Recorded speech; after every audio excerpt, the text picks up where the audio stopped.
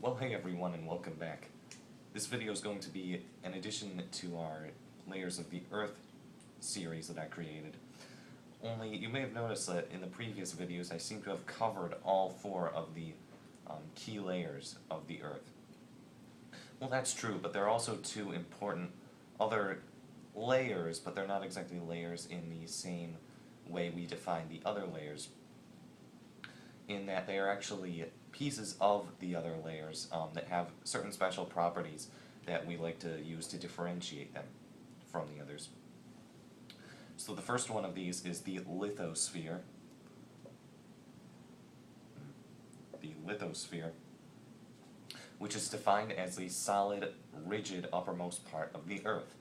Now that sounds incredibly similar to the crust, which I have discussed previously, but you'll also recall that the mantle actually has a very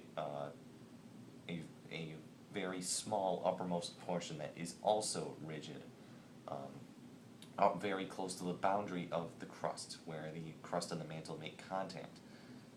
So if I were to just draw on this little picture down here, maybe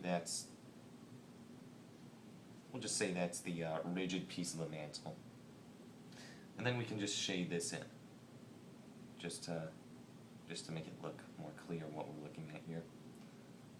This area here, the crust plus this rigid piece of the mantle, it's a very thin piece, usually only around 100 or 200 kilometers of the few thousand kilometers deep that the mantle goes.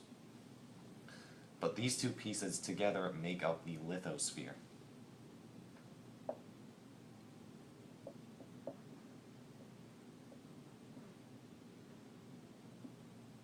And that's all that the lithosphere is, the crust plus the uppermost solid piece of the mantle.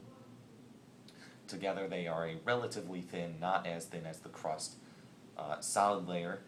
Another interesting fact about it is this is where we have all of our tectonic plates. The tectonic plates aren't actually just situated on the crust, but they are on the lithosphere rather. And everything below in the mantle, where you have that very plasticky flowing material, that's what pushes them.